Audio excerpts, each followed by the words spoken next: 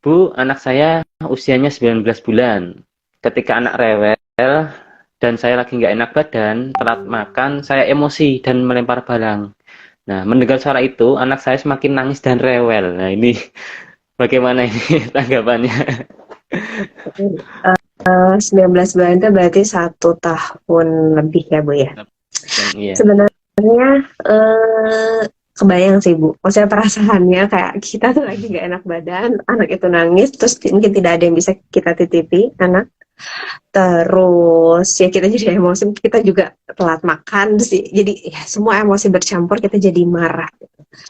Sebenarnya apa yang ibu rasakan itu sangat-sangat wajar ya karena ya situasinya memang seperti itu dan apa yang dialami sama anak juga sebenarnya wajar gitu karena ya anak itu menangis biasanya kan karena ada satu hal misalnya ya mungkin ada hal yang dia inginkan gitu. Nah dengan kita menunjukkan respon bukan berarti saya menyalahkan ibu itu tuh enggak. Jadi misalnya mari kita ini sama-sama jadi bahan refleksi aja. Jadi ketika kita memang menunjukkan emosi tertentu pada anak, bisa jadi anak itu akan melihat bahwa oh kayak gitu ya cara cara cara melampiaskan kemarahan, cara melampiaskan emosi gitu.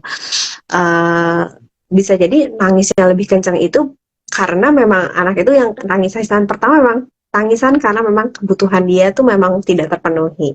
Tangisan kedua lebih kencang karena mungkin dia akhirnya takut kayak mungkin dia mendengar ada benda yang dilempar kayak gitu. Nah kalau sudah seperti itu kalau sudah seperti itu gimana? Kalau memang kita lagi merasa emosi, yang harus kita lakukan adalah kita mencoba untuk menjauhkan diri dulu sebentar dari anak. Mungkin gak langsung kayak kita tinggalin ruangan itu, enggak. Tapi kayak kita diam, kita atur nafas kita. Ini yang biasanya memang selalu aku lakukan, dan mungkin juga teman-teman bisa lakukan. Kayak coba untuk deep breathing. Jadi benar-benar kayak nafas. Jadi tarik nafas, kalau aku pakai hitungannya itu 6 7 8. Tarik nafas 6 hitungan, tahan 7 hitungan, buang 8 hitungan. Jadi benar-benar kayak bernafas dulu aja supaya kita bisa lebih waras. Karena biasanya kalau emosi itu kita kadang suka lupa nafas. Dan kayak kenapa sih nangis lempar barang terus kita kayak baru sadar ya, kayak aku salah deh gitu.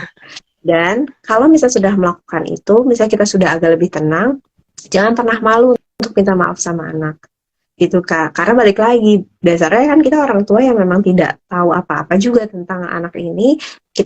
Dan mungkin kita juga punya permasalahan emosional tertentu, mungkin sampai akhirnya responnya seperti itu. Jangan pernah malu gitu untuk akhirnya kita bilang maaf sama anak, maaf ya mama tadi mungkin emosi dan lain sebagainya.